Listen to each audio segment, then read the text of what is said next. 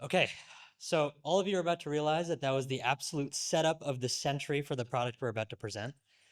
My name is Zain. I'm the Chief AI Officer at a company called Pendo. We're a product analytics company that's been around for the better part of a decade, and we're here presenting our new product called Novus. And so in late 2025, Karpathy put out a tweet saying AI agents are now producing code that is unrecognizable and undifferentiable from humans. I'll leave that up for debate. Zach just gave a huge talk on why that may or may not be true. But what is true is that the rate of shipping has increased. This graph is published by GitHub every month, and it's the number of commits that are put out across the entire GitHub ecosystem. And you see a sharp increase roughly around when Opus 4.5 dropped. And it's exponential, and it continues to rise every single month. And at Pendo, we used to ship in what I call micro increments, right? We'd put out a V1, 1.1, 1.11, 1.12. We'd move buttons around a little bit, and every time we'd ask users whether or not it solved their problem. We'd go on Slack, we'd go on email, we'd do user research, we'd spend a ton of money on third-party consulting firms to tell us whether or not we're fixing problems. And all of that is kind of dissipated.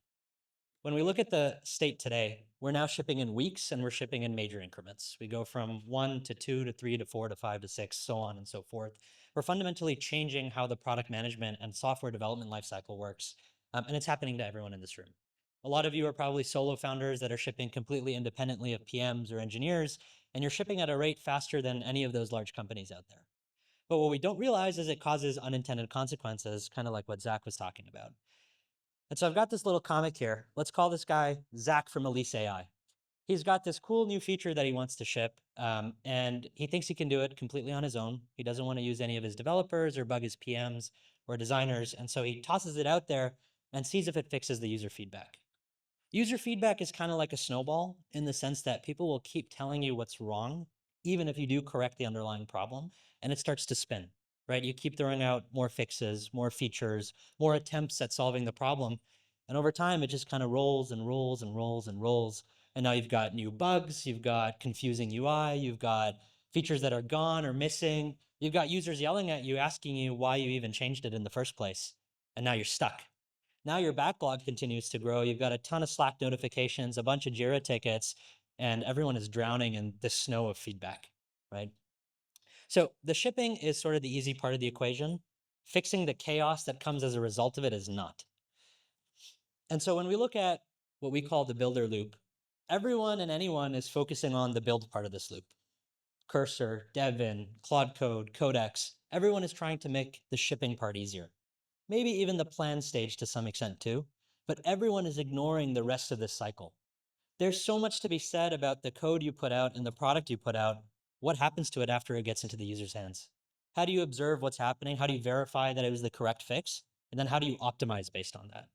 How do you stay close to your users while still increasing the rate at which you're shipping?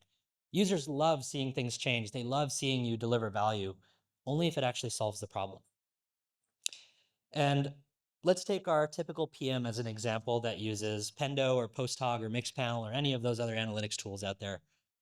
They don't know what they're looking for most of the time. You have to build dashboards based on what you think the problem is to uncover whether or not it's true.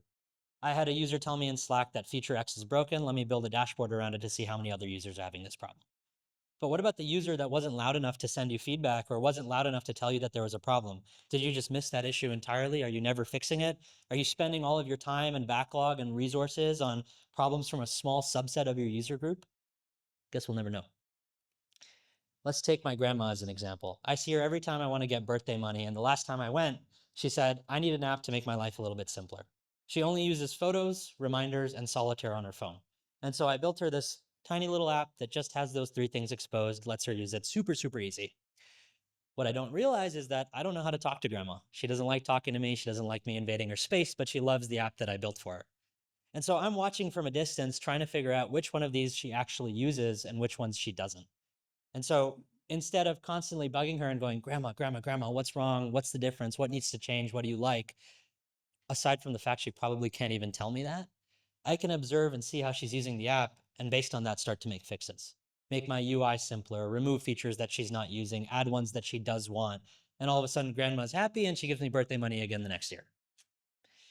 Now let's take a more typical example. We've got our enterprise product manager who decides they want to launch a new feature. Feature goes out into production. Users are all super jazzed. They say, wow, there's a new feature in production. Let me go check it out. They haven't shipped anything for 6 months. This is going to be super cool. The problem is now all of these features are yelling at our product manager. Half of them are saying it's good. Half of them are saying it's bad. Some are saying it's creating impact. Some are saying it's diluting impact. We don't really know. And so we create this funnel of manually converted feedback to determine this small little output here. Was it adopted? Did it create value? And did it create impact? And so this is where Novus comes in. We call it a product agent. Basically what it does is it sits on top of your product analytics, your clicks, your page views, your session replays, your funnels, and it'll tell you whether your product is doing what it's supposed to do or not. Whether the new features you're putting out are valuable or not, whether they're creating impact, whether they're keeping your users happy. And so we call it the product context layer. There's our sentiment, which is understanding what our users are telling us in qualitative feedback, and not over Slack, not over email, not in one-on-one interviews, but right within your product. Then we've got the conversational piece. How are they using my AI agents? How are they talking to my chatbot? What are the themes that are surfacing from it? What are the issues that are surfacing from it? What works? What doesn't? What use cases do I need to support that the user is asking that I haven't even thought of yet? And then we have the visual piece. This is us watching replays of how your users are using this product, seeing them go through your product end to end, seeing where they get stuck, where they don't, what they're enjoying, what they're not. And then finally, the usage data. Where are they clicking? What pages are they going to? And then in the center of all of this is your code base. Your code base is the source of truth for how your product looks today and how it evolves over time. What pull requests are going in? What features are going out? What Jira tickets are you closing? And so we look at your code base, correlate it with all of the data that you have, and then create this context graph that'll start to suggest fixes, insights, and issues. And so I'll jump over to a quick demo of what that looks like in practice. Traditional product analytics, you'd see graphs kind of like you have up here, right? Here are the ones that I care about, and then here are the probably thousands of rows of data that I need to reason through to see whether it makes sense or not. Novus gets rid of all of that, and we use something called signals instead. And it's categorized into 3 groups: issues, insights, and opportunities. And so in a very meta inception type of way, this is actually Novus on Novus. So we've reached a couple thousand users on this, and we wanted to see how it was behaving, what we were doing right, what we were doing wrong. The first thing that we found is that tons of our users were rage clicking in different parts of our product. So rage clicking means they're hitting a button that doesn't actually respond, or they're going through a funnel that isn't ready for the user to go through yet because they haven't completed some prerequisite steps. And so normally we'd have to talk to users, get their feedback, probably watch their computer live to see what's going on. But instead, Novus has analyzed a bunch of sessions for us. It's looked at our code base and it's suggested fixes for the problem. So it told us, hey, it's not really clear that these buttons are disabled. There's no click feedback. There's no suspense fallback. Nothing shows that it's loading. It just feels like it's broken. And so we can scroll down and say, here's the plan on how to fix it. There's 3 code changes and 1 recommendation. Those 3 code changes you can either action manually, put it into Claude Code, Codex, whatever you like to use, or you can just click Create Pull Request. And from there, the product starts to optimize itself over time. Every time you launch a new feature, Novus is watching. Novus will see if it's creating the uptick that you expect it to. And if it doesn't, it'll try to explain why and attempt to fix it. The idea here is you vibe coded an app or your startup is putting out a new feature, whatever it might be. Toss it open, toss it into the wild, and let Novus take care of it for you after. I'd highly encourage all of you to scan this QR code. We're throwing a little happy hour next Wednesday alongside Langchain. The head of product will be joining myself and our CEO for a fireside chat on how we use AI tools to manage what happens after you ship. Thank you for your time.